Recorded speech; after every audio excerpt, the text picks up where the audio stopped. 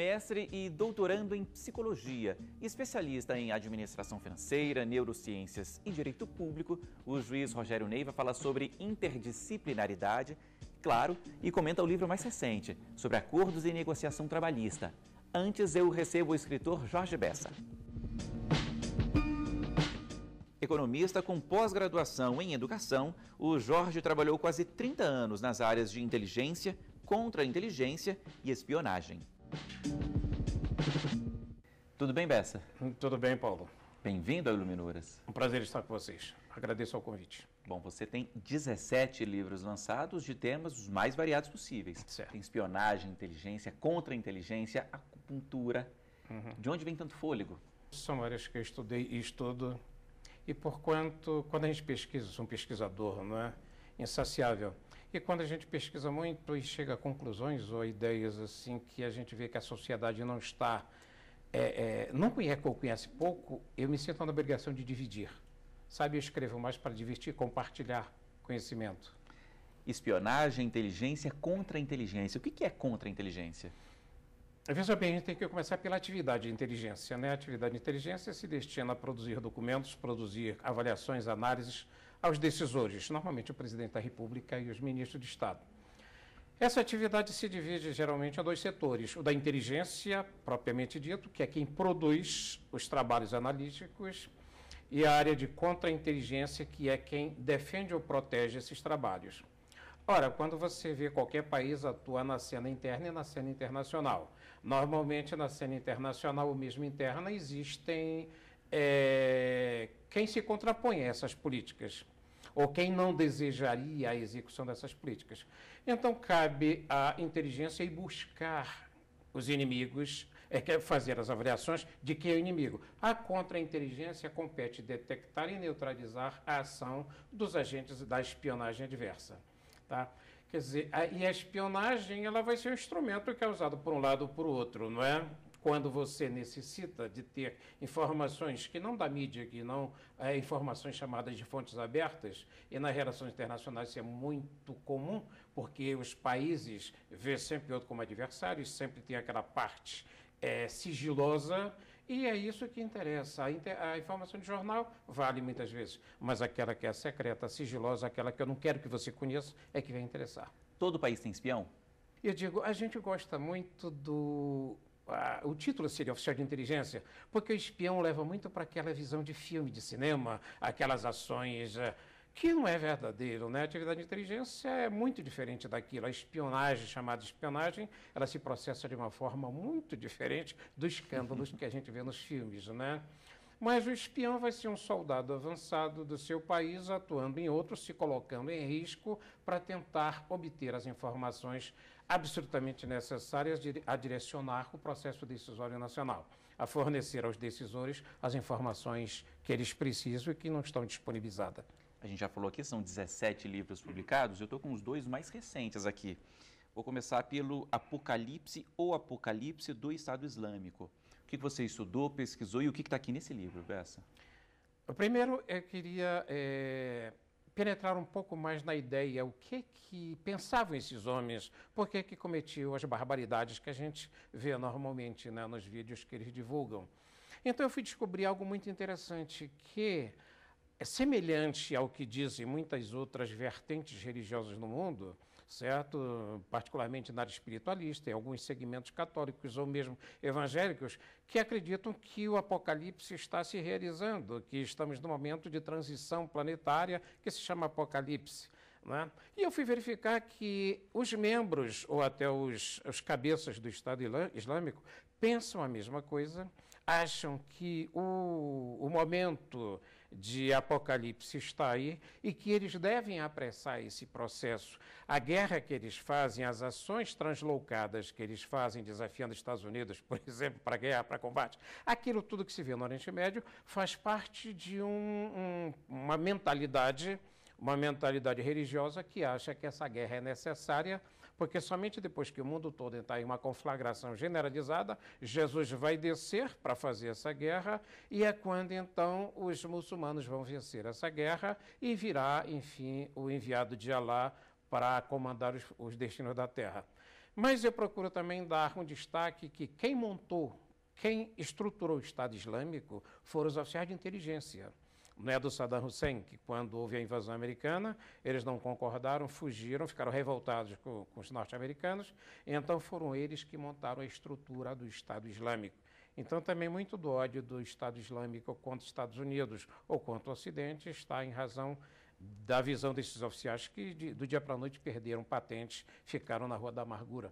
Seguindo aqui, Bessa, com o seu outro livro, que você também está lançando, né? Outro dos mais recentes aqui, Os Extraterrestres na Segunda Guerra Mundial, da Alemanha aos Estados Unidos.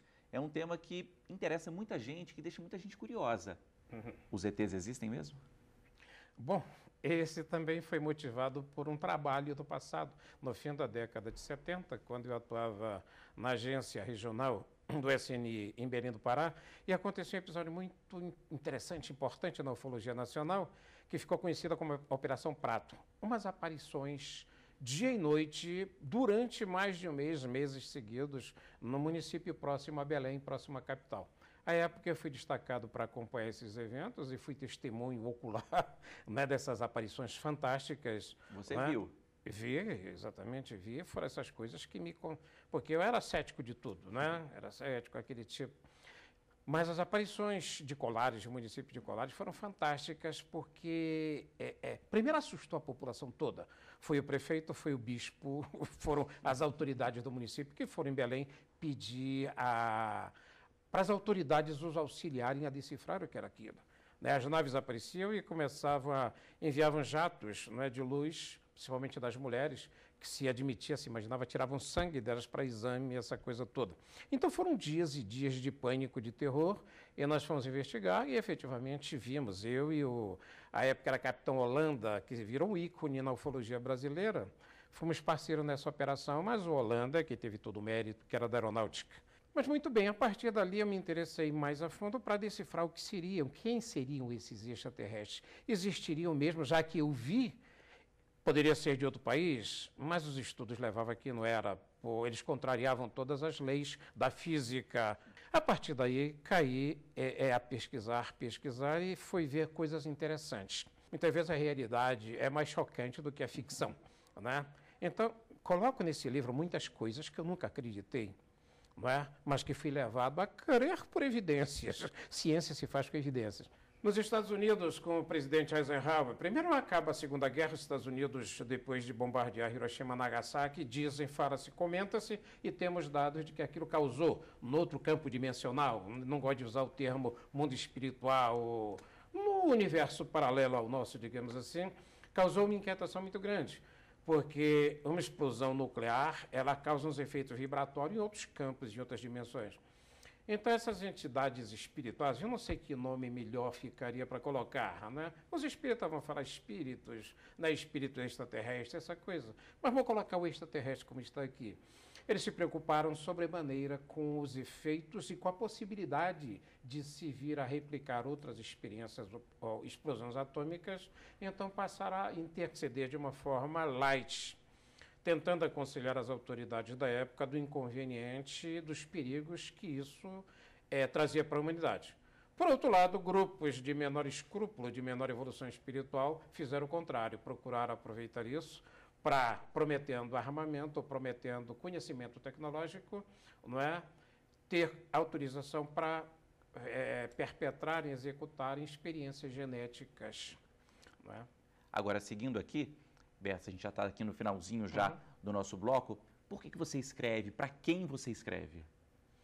A minha ideia é para escrever para toda a sociedade, para todos os grupos, para todos os interessados, sobre temas que aparentemente são tidos como de segunda ou terceira importância, que eu reputo da maior importância. Então escrevo para o público geral, não para um público de inteligência ou um público religioso, porque essas coisas estão interligadas. Política e religião estão interligadas, por mais que as pessoas tentem separar. Ciência e religião estão interligadas, por mais que o religioso e o cientista não olhem ou não discutam um com o outro. Eu procuro escrever para unir essas peças e tentar mostrar que é possível a gente conversar tranquilamente, sem ofender o outro, né, sem descrer, sem ofender a crença, a religião, como fazem tanto os cientistas como religiosos. E você tem, assim, os seus preferidos, seus autores, seus livros, seus temas preferidos? na hora de ler, de ser leitor? Eu, na última fase, agora estava lendo muito livro espiritualista. Teve uma época que eu li praticamente a obra de Chico Xavier toda, mas não no sentido religioso, mas como fonte de informação, como a Bíblia, ou como o livro dos muçulmanos, o Alcorão. Eu leio como fonte de informação. A Bíblia é um livro preciosíssimo, não é? No aspecto histórico, para se fazer pesquisa. E assim, os livros espíritas eu procurei, e tem muita coisa espetacular. Me foram fontes excelentes, como também na área científica eu procuro ter o que tem de melhor.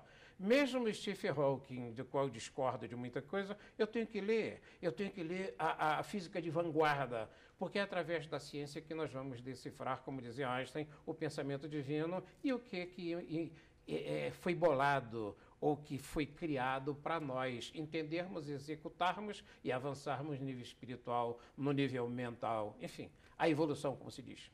A gente falava, né, que você tem temas variados, tem assuntos variados, um deles é a acupuntura. E você se aprofundou no campo, não foi? Eu me formei, eu escrevi 2 livros sobre acupuntura, pratico todo dia e ainda me sinto um infantil, não é? Um garoto, porque a acupuntura é uma ciência profunda, porque inclusive ela junta tudo isso. Ela junta a ciência, a religião, uma visão metafísica, porque eles dizem, o Al-Farabi, o mais antigo que tem da acupuntura, diz que a acupuntura foi trazida pelos deuses e entregue a eles como ciência pronta e acabada. Isso é dito no livro mais antigo, mais respeitado. E as pessoas esquecem isso, né? Mas a verdade é que hoje a ciência, quanto mais pesquisa, mais dá crédito e chancela os alcances da acupuntura. Eu tenho feito um trabalho muito grande mostrando que a acupuntura deverá ser, ou é um caminho que ela deve seguir para ser a medicina do século XXI. Não é? É pouco invasiva, não tem efeitos secundários e ela ataca nas raízes do problema, não nas consequências como a medicina ocidental, que só vê o corpo físico. Entenda bem que antes de aparecer um planeta físico, de termos o sistema solar, antes disso havia uma nebulosa, era um conglomerado energético. A partir da condensação da energia é que se formam o Sol, os planetas que circundam o Sol, as galáxias. O corpo humano, antes de existir como forma física, ele estava no campo imponderável, era no campo energético. Ok, Bessa. Muito obrigado, né? Muita informação aqui hoje de acupuntura, a inteligência e contra-inteligência. Foi um prazer, muito obrigado. Eu agradeço muito a você. Bom, esse foi só o primeiro trecho aqui do Iluminuras. Depois do intervalo a gente fala mais sobre literatura, dessa vez com o juiz Rogério Neiva. É um minutinho só, não saia daí.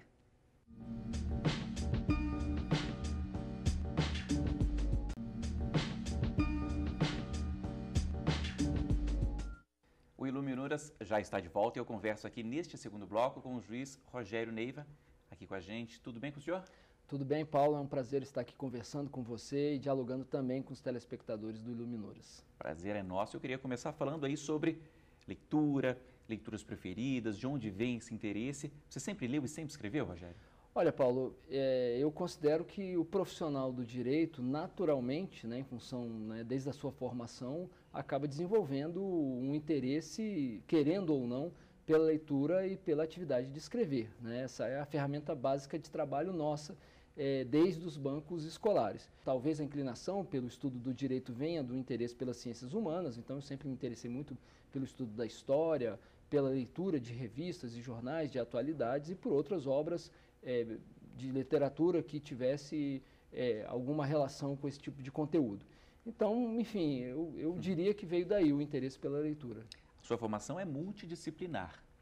Que temas, que livros você gosta, que autores, o que você destaca aqui pra gente? Eu diria que a atividade de leitura, ela se divide em 2 partes, né? Uma é aquela leitura mais lúdica, que nós lemos para aproveitar o tempo disponível como uma atividade prazerosa, e tem aquela leitura que teria um caráter mais técnico, que tem a ver com a nossa formação, não apenas a formação inicial, mas a formação continuada, que é fundamental.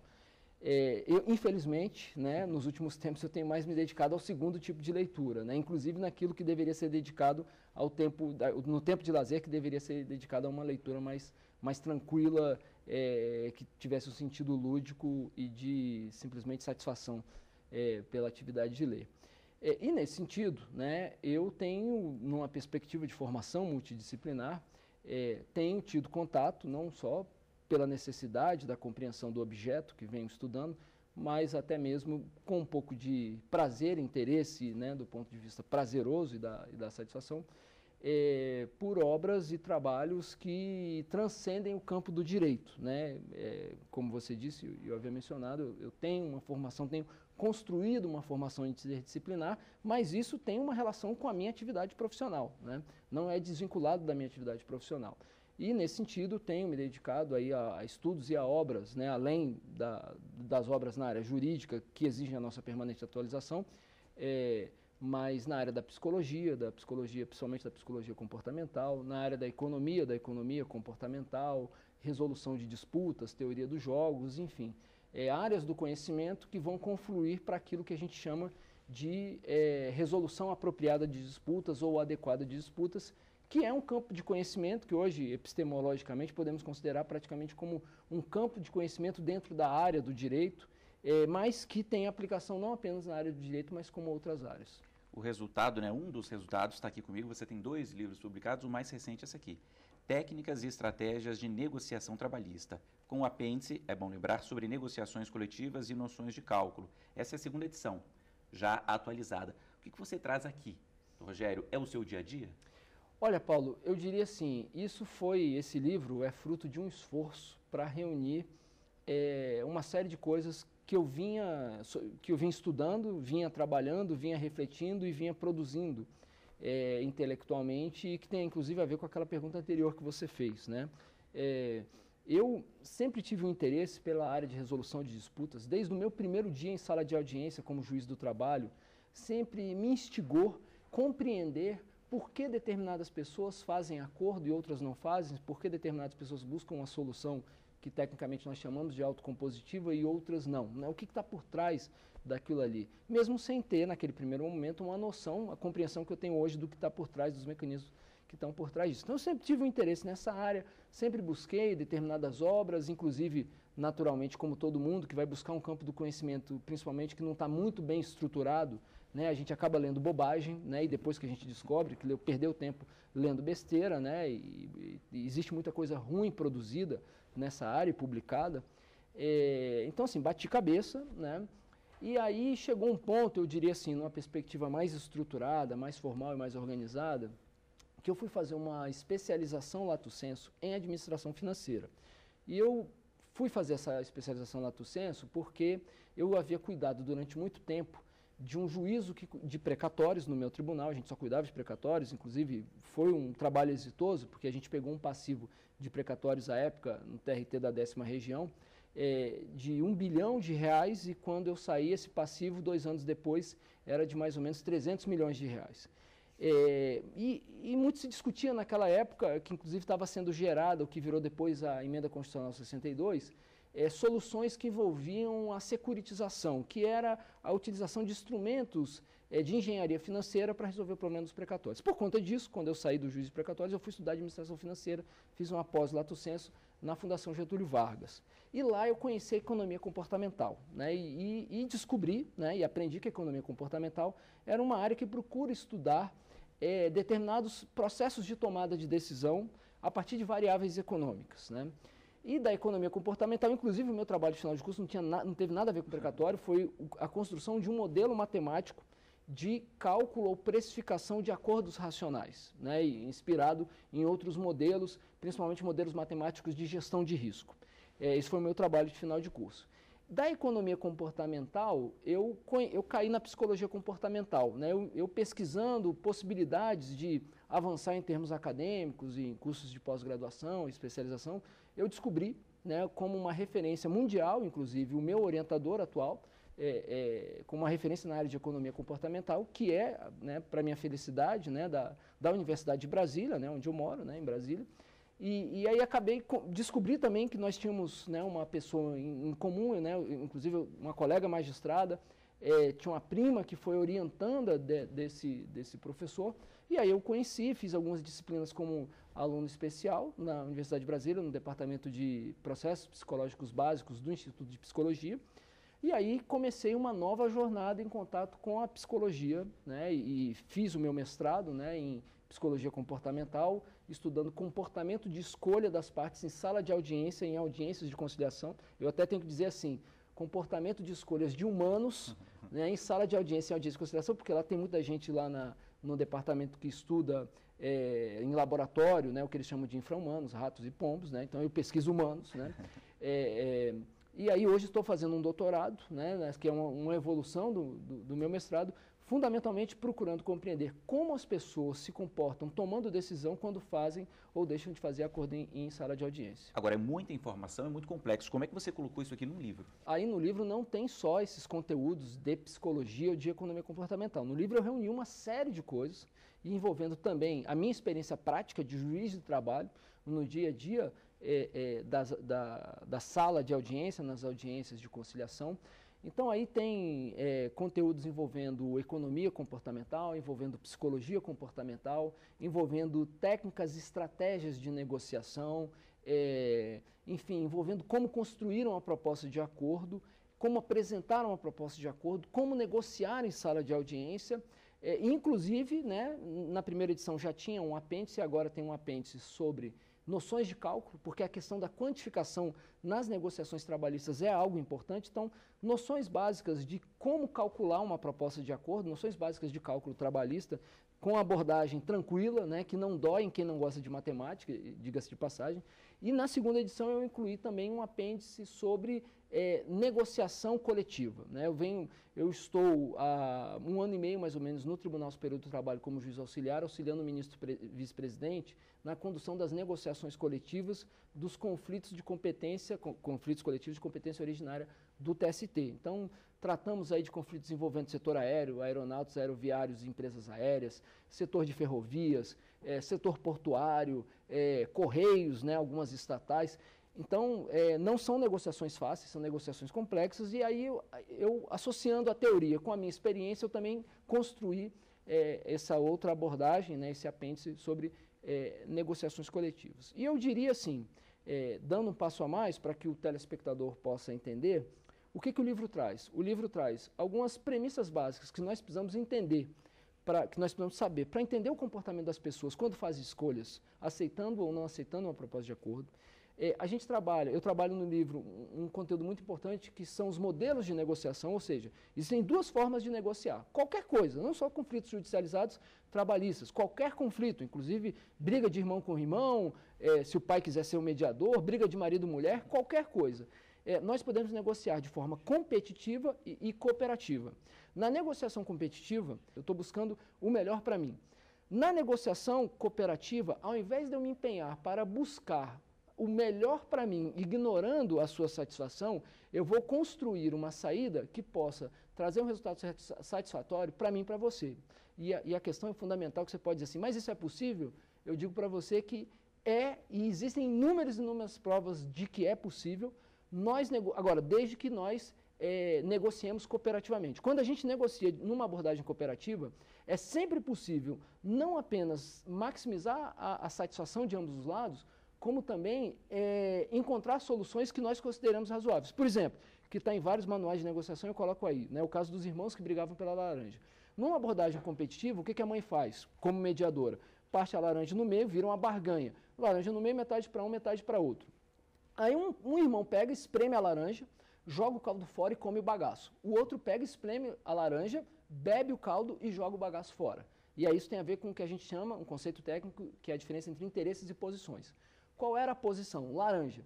Se tivesse tido uma negociação cooperativa, que olha o que está por trás das posições, vendo os verdadeiros interesses, era possível maximizar a satisfação de ambos os lados. Então, sempre é possível desenvolvermos negociações de forma cooperativa que satisfaça ambas as partes. E é o que você aplica no TST hoje, Rogério? Não só aplico hoje no TST, como aplico, né, porque eu estou temporariamente no TST, no dia a dia das audiências nas varas do trabalho. O fundamental é que as pessoas saibam como negociar, principalmente do ponto de vista cooperativo, como apresentar uma proposta de acordo, quais as técnicas podem ser utilizadas e estratégias que podem ser consideradas para buscar uma solução de consenso que satisfaça ambas as partes. Isso é sempre possível. Okay, Rogério, foi um prazer receber você aqui hoje. O tempo é curto, passa rapidinho, mas foi ótima essa conversa. Muito obrigado. O prazer é meu e eu espero que os telespectadores possam negociar cooperativamente de forma satisfatória para ambos os lados. Bom, e muito obrigado a você também que nos acompanhou aqui hoje. O Iluminuras fica por aqui, mas para rever este e outros programas, basta acessar tvjustiça.jus.br. Mande um e-mail para a gente também, iluminuras@stf.jus.br. E até a semana que vem. Tchau!